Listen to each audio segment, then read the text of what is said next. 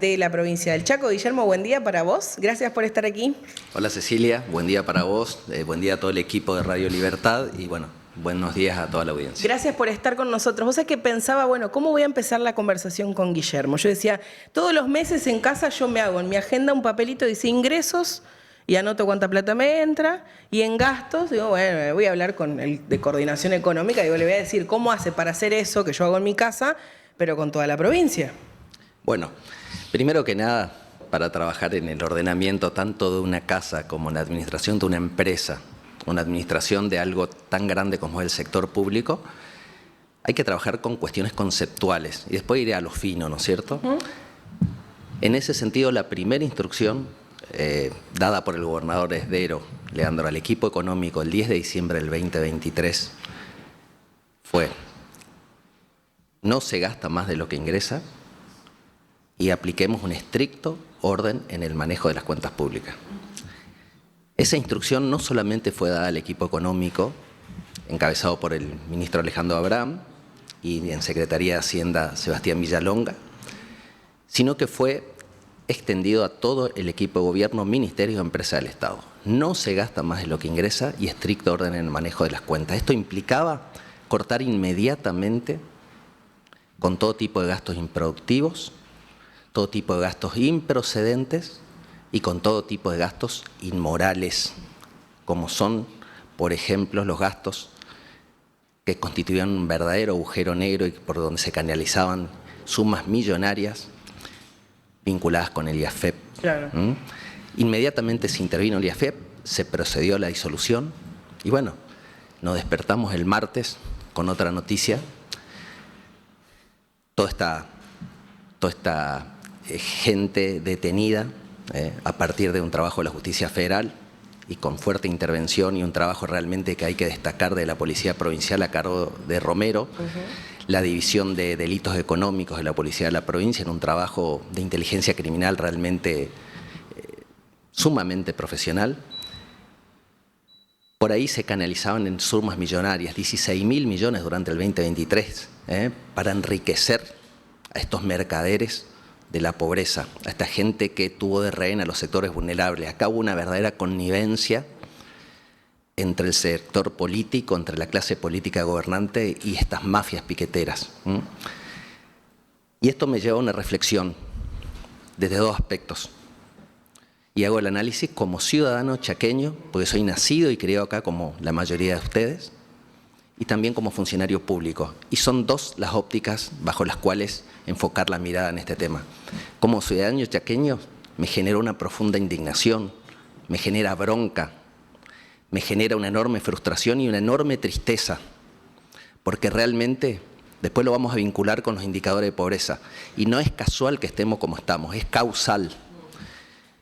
Pero como funcionario público, todo esto que viene pasando desde hace un año y que, bueno, el último dato es lo del martes, cuando nos despertamos, me genera muchísima más convicción, mucha más fuerza, mucho más temple para avanzar fuertemente en el camino que se inició el 10 de diciembre del 2023 bajo el liderazgo de nuestro gobernador, que es un camino que tiene distintos aspectos y están todos englobados en una misma visión. Primero que nada, debemos reconstruir, recuperar la paz social, que fue una característica de esta provincia, que fue quebrada por estas enormes injusticias, por estos enormes desmanejos, por este desvío escandaloso de fondos que se ha materializado. Ayer veía a la noche las noticias en los medios nacionales. Somos el ejemplo del mal ejemplo después de estos 16 años de corrupción y de desmanejo de fondos. Esa es la primera visión, construir bajo un criterio de equidad y justicia una sociedad donde reine la paz social, como primer elemento para empezar a avanzar en cuestiones fundamentales. Estos bienes van a ser, charlábamos con el jefe de la policía, que bien lo mencionabas vos, él salió justamente hoy al aire temprano por este tema y él decía, todos los bienes van a ser restituidos, ¿no? Porque eso también es importante, decir, uno ve millones y hablan de becas y de todo lo que tiene que ver con esta mega causa de lavado y estos 4 piqueteros detenidos, y probablemente muchos estén preguntándose, bueno, pero ¿y esa guita ya la perdimos? ¿Va a volver? ¿Cómo va a volver? ¿Qué se sabe en este bueno, momento? eso lo va a manejar, eso se maneja a nivel de justicia, Claro. Los decomisos, las incautaciones y después la asignación de los recursos. Obviamente que va a ser así, pero Yo entiendo que hay mucha gente involucrada en estas cuestiones. Esperemos que la justicia siga haciendo el trabajo que viene haciendo, avanzando fuertemente y sobre todo avanzando fuertemente en acreditar en expediente judicial y con las pruebas correspondientes la connivencia entre funcionarios y piqueteros. Y esto ya de hecho ya se está dando con el titular del IAFEP detenido, con funcionarios de otros ministerios de la gestión Capitanich hoy citados a indagatoria, con lo cual entendemos que se va avanzando por el buen camino y celebramos que la justicia esté llevando las acciones de esta manera. Ordenar significa revisar todo, auditar, ¿viste? Es como que vos empezás a rascar un poquito y aparece algo y rascar un poco más y más y más y más y más y más. Es como que lo que se ha logrado hasta el momento, por ahí en la charla que tenemos con muchos funcionarios del Ejecutivo, plantean esto, de que nos queda mucho por hacer, pero en este año y pico de gestión, ordenar ha sido una prioridad sin dudas, ¿no? Por justamente esto de encontrarte con un montón de cosas que no estaban bien. Obviamente, para poder avanzar, eso.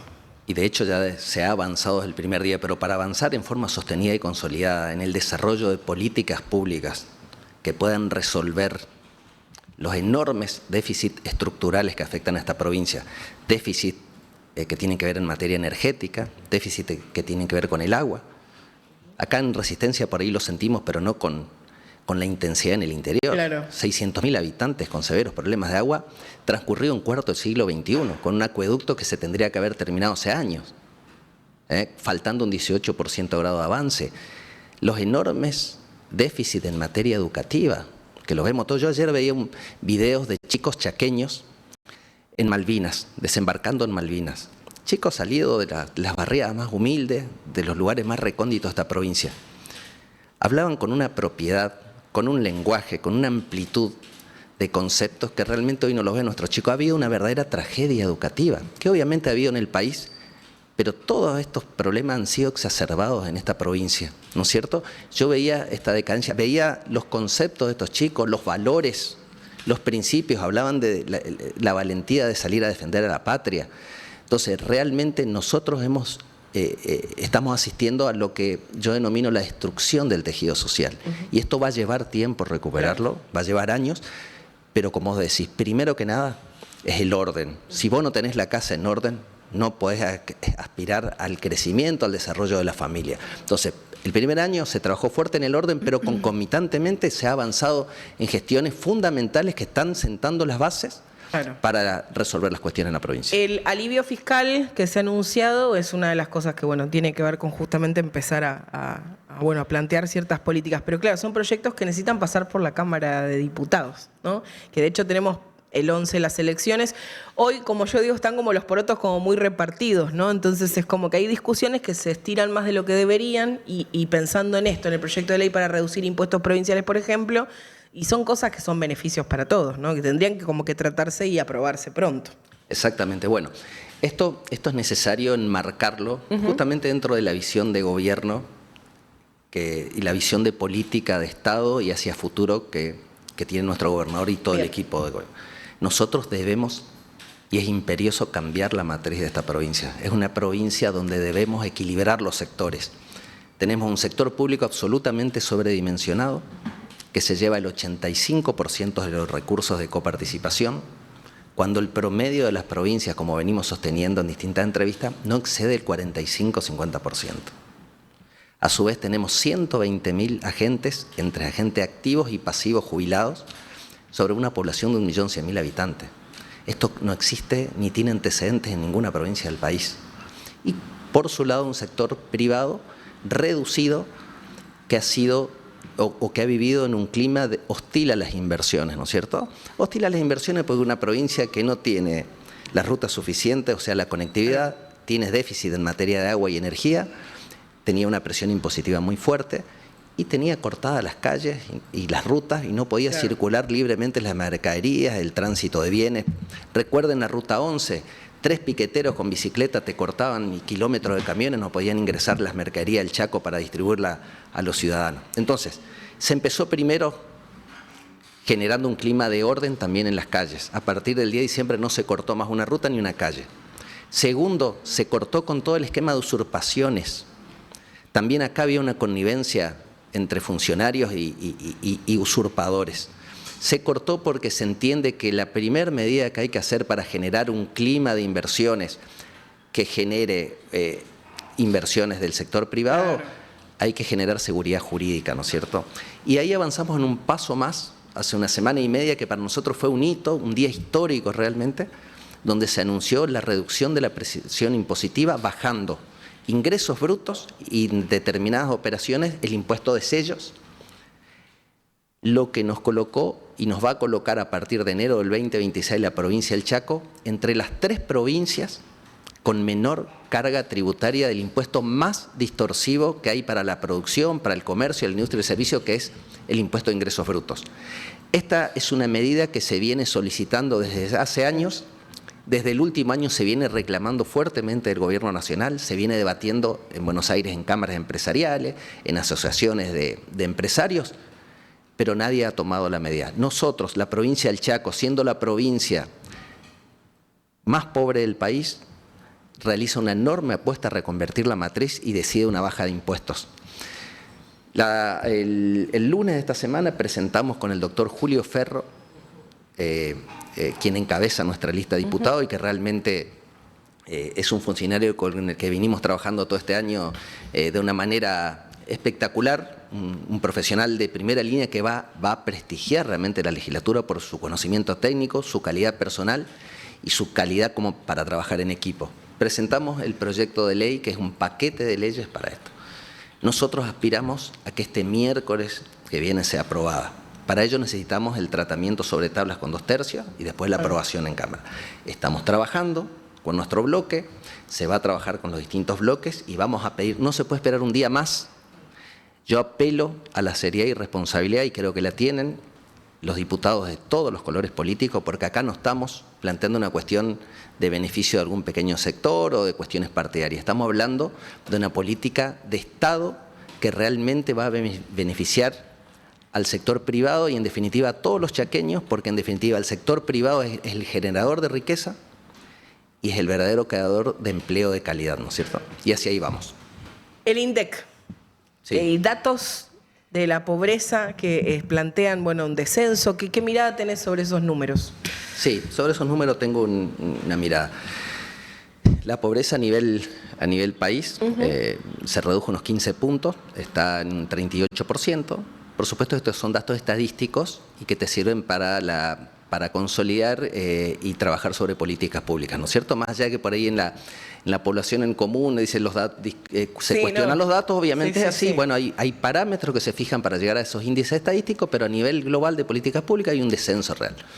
La provincia del Chaco por el arrastre del carnaval de Misión durante los últimos tramos de la gestión de Alberto Fernández, Sergio Massa, aliado de Coqui acá en la provincia, esa emisión descontrolada y esa inflación que nos llevaba a una hiperinflación, terminó con un arrastre de la pobreza, colocándola al Chaco en el 76% al Gran Resistencia, el conglomerado urbano más importante de la provincia, en el 76%. Pero si contrastamos contra diciembre del 2023, que era del 65%, hay una disminución en el segundo semestre de 6%. Esto amerita distintos análisis, ¿no es cierto? Pero algo que hay que decir es fundamental. Bueno, más allá de que genera cierta satisfacción la disminución de la pobreza, porque entendemos que se está en un camino que va a avanzar y va a ir consolidando el descenso en el tiempo, tenemos que decir que es una vergüenza que el Chaco esté como el conglomerado más pobre del país, ¿no es cierto? Y no solamente contrastado contra los datos de todas las provincias del sur, provincias ricas, con regalías, provincias que han administrado sus recursos de otra manera. Comparemos con el promedio del NEA o del NOA. El NEA, que es la zona más pobre del país, 47% el promedio. 46% lo tiene Formosa. Formosa de Gildo Infran, 46 contra 60 de Chaco. 43 de Posada contra 60 de Chaco. 36 de Corriente cruzando el puente. Claro. Contra 60 del Chaco. Entonces, hay algo que quiero decir que realmente grafica lo que estamos hablando. Dato mata relato. Cuando escuchábamos a la gestión anterior en micrófono repetir porcentuales, números insólitos, hablando de una panacea del pleno empleo en la provincia del Chaco, las grandes obras de infraestructura, los grandes proyectos industriales, y lo contrastábamos nosotros mismos con la realidad que veíamos en la calle, veíamos que había una disociación. Claro. Porque en definitiva, estos modelos que gobernaron la nación y la provincia durante 16 años son modelos populistas, y el populismo se basa en la construcción de un relato sustentado en la mentira y el engaño, sustentado en la corrupción y sustentado sobre todo, además, en una profunda ineficacia para el manejo de los recursos, creyendo que son los dueños de los recursos y los recursos son de todos los chaqueños. Entonces, es escandaloso lo que sucedió, los números hablan por sí solos y tenemos que trabajar fuertemente para revertir esta tendencia. Ahora, sí te digo, Cecilia, porque hay que decir la verdad, hay que decir la verdad porque se mintió mucho tiempo.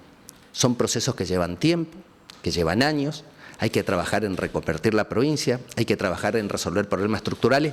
Tenemos que trabajar fuertemente para revertir los peores indicadores educativos también, porque de la mano de la educación se va a salir hacia adelante, condiciones para empleo en el sector privado, y tenemos que trabajar fuertemente, y esto lo van a entender muchos papás que están escuchando, retener los talentos de nuestros chicos que salen de las universidades y que terminan encontrando una solución en otras provincias, en Buenos Aires, llevando toda esa capacidad de esos cerebros a desarrollar otros proyectos y no acá en la provincia del Chaco. 1 millón de chaqueños están fuera de la provincia, 1 millón viven acá y 1 millón afuera. Muchos de los mejores cerebros están afuera. Hace un ratito el Ministerio de Educación dio a conocer los datos del programa de comprensión lectora. Ha crecido muchísimo en mayo y noviembre, una diferencia de pocos meses, de porcentaje de un 8 a un 40 y pico ha crecido realmente con los chicos que se sumaron a ese muestreo ahí, así que bueno, estamos en camino. Pero bueno, por las cosas que hay por hacer todavía, otro de los temas por ahí en los que se ha dedicado muchísimo es en cortar los intermediarios, ¿no? Una cuestión necesaria sin dudas para que estos recursos que vos mencionás no los maneje alguien con nombre y apellido, sino que sea para la gente realmente, ¿no? Pero claro, la primera medida, y fuimos la primera provincia que por ley cortó la intermediación, ¿no es cierto? Por ley se la cortó la intermediación. Fíjense lo que pasó con la intermediación. Tenemos personas con quinchos, con jacuzzi, vehículos, departamentos para sus parejas, inaugurando, publicando por redes sociales con total desparpajo. Y en las casas de al lado, gente que era rehén de estos delincuentes, en casitas de chapa, con necesidades básicas totalmente insatisfechas, toda la plata en los intermediarios. Bueno, nosotros decidimos, primero que nada, apostar directamente a ayudar a la familia vulnerable en un vínculo directo del Estado con el ciudadano, como debió haber sido siempre. Claro. Así que bueno, celebramos nosotros que se va mejorando paso a paso, se ha trabajado fuertemente desde el día 1, primero que nada en la recomposición salarial del sector docente. Un enorme esfuerzo, porque durante el 2024 tuvimos una caída de recursos coparticipables en términos reales del 20%. Sí.